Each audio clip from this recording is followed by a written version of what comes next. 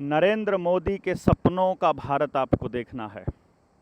वो हमारे युवाओं के लिए किस तरह का एजुकेशन सिस्टम लाना चाहते हैं, आपको ये देखना है। वाइस चांसलर्स आने वाले समय में यूनिवर्सिटीज़ का क्या हाल करने वाले हैं, ये देखना है। बोलने वाले छात्रों पर क्या हो रहा है या क्या हो सकता है, ये देखना है। तो आपको चौधरी चरण Singh Haryana agriculture university HAU Hisar के आजकल के चल रहे छात्र आंदोलन को ज़रूर देख लेना चाहिए। जब भी कोई आंदोलन होता है तो सरकारों को ये देखना पड़ता है, पुलिस को ये देखना पड़ता है, प्रशासन को ये देखना पड़ता है कि वो उस आंदोलन के ऊपर क्या कार्रवाई करेंगे। यदि उस आंदोलन को करने वाला कोई एक वर्ग है, जो छोटा वर्ग है, कोई एक कास्ट है, किसी एक नौकरी वाले हैं, उनकी संख्या कितनी है, यदि वो देखते हैं तो उनके ऊपर अटैक करना आसान होता है। जब वो देख लेते हैं कि ये संख्या थोड़ी बड़ी हो सकती है, वो कर्मचारी वर्ग है, तो उनकी हिम्मत थोड़ी कम पड़ती है। जब वो देखते हैं कि इसको ये सब करने वाले किसान हैं, तो तब उनकी हिम्मत अलग होती है। अगर इसमें बच्चे आ जाते हैं तो और होती है, महिलाएं होती हैं तो बिल्कुल हिम्मत नहीं होती हैं।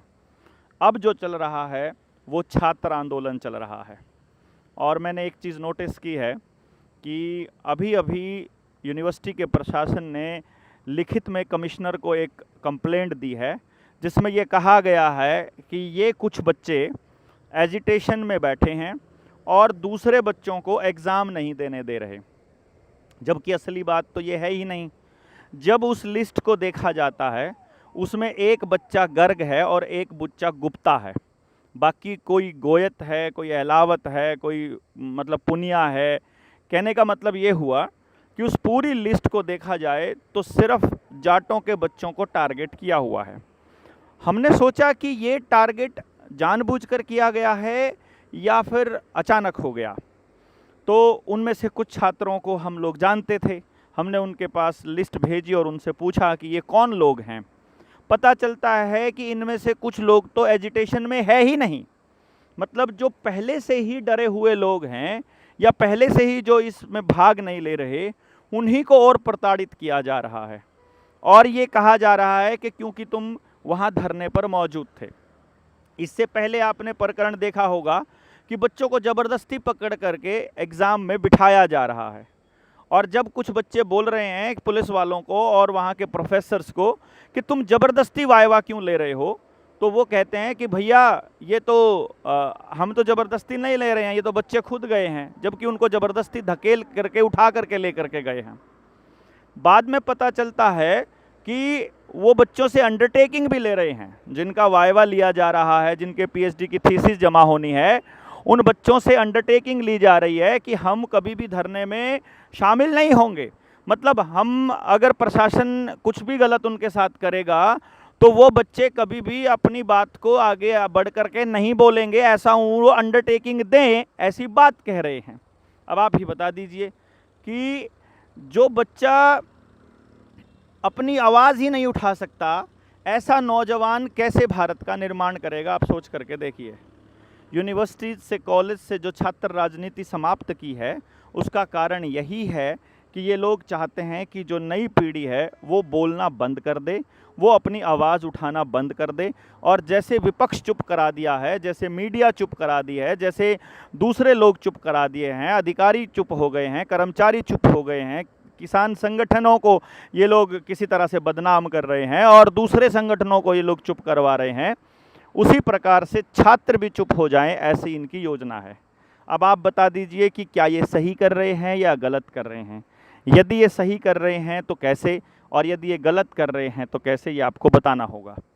इससे पहले आपने देखा होगा कि अहमदाबाद प्लेन क्रैश जब हुआ था, उस प्लेन क्रैश की वीडियो जो सबसे पहले किसी ने डाली थी अपने फ़ोन से, फेसबुक पर आई थी या उस पर व्हाट्सएप वगैरह पे आई, वो बच्चा बेचारा एक मिडिल क्लास फैमिली का बच्चा अपने शहर आया था एक ही दिन पहले और बोला मैं तो प्लेन देख रहा था, शायद लैंडिंग कर रहा है, तो मैंने वीडियो बना ली। पुलिस ने उसको गिरफ्तार कर लिया, अहमदाबाद पुलिस ने। मतलब जहाँ से सच्चाई पता लगी, या अदरवाइज़ इस कहानी का किसी को पता नहीं चलता कि कैसे प्लेन क्रैश हुआ है, क्या सीन रहा है। सर्वाइवर जिस तरह से बताया गया कि एक बंदा बच के आया है, उसके ऊपर भी डाउट है। और बहुत से लोग तो न्यूमरोलॉजी को भी देख रहे हैं। कैसे 15/6/2025 टोटल करते हो तो 18 बनता है, 6 का टोटल भी 18 बनता है। जो मारे गए हैं सीएम विजय रूपाणी, उनकी गाड़ी का नंबर भी मतलब उनकी गाड़ी का, बाइक का, स्कूटी का, सबका नंबर 1206 था और 1206 ही तारीख थी। कमाल की बात यह है कि 13 नंबर को मनहूसियत का नंबर कहा जाता है। तो नरेंद्र मोदी जब प्रधानमंत्री बने उस वक्त 13 साल का कार्यकाल उनका मुख्यमंत्री का हो चुका था। बाद में पता चलता है कि उन्होंने जो शपथ ली थी वो भी 6:13 पर ली थी। जब उनका जो शपथ ग्रहण समारोह था वो भी 6 बजे का टाइम था, लेकिन शपथ ली थी 6:13 पे। अब आपको ये 13 और 11 नंबर जो है वो लूसीफर का है। तो पता चलता है कि 11 नंबर सीट पर बैठा आदमी बच गया था। वो 11 नंबर वार्ड में दाखिल हुआ, 11 नंबर बेड पर था। मतलब ये 11 नंबर का भी आपको देखना पड़ेगा कि इसका भी क्या सीन है और 13 नंबर का क्या सीन है। कुछ लोग इसको कॉन्स्पिरेसी थ्योरी बोल देते हैं, कुछ लोग इसको न्यूमरोलॉजी बोल देते हैं, कुछ लोग इसको कोडिंग बोल देते हैं, कुछ लोग इसको लूसीफरेट का गेम बोल देते हैं। और जब ये सारा कुछ हो गया है तो जैसे ही यहाँ पर हत्या होती है, जैसे ही यहाँ पर प्लेन क्रैश होता है, नरेंद्र मोदी विदेश चला गया है। वहाँ पर उसको सम्मान मिला है, सम्मान में उनके गले में कुछ टांगा गया है। उस टांगी गई तस्वीर को गौर से देखना पड़ेगा आपको। मतलब आप सब लोगों को बरगलाया जा रहा है या बताया जा रहा है, मीडिया किस तरफ लेके जा रही है, ये भी सोचने वाली बात होगी।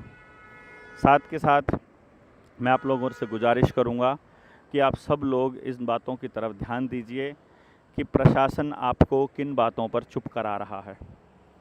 हमने गांव फफड़ाना में इस मिशन को शुरुआत की है कि 100% रोज़गार वाला एजुकेशन सिस्टम कैसे लागू किया जाए। इसमें हम लोग बहुत कामयाब भी हो रहे हैं और नंबर मैं आपको कैप्शन में और डिस्क्रिप्शन में डाल देता हूं।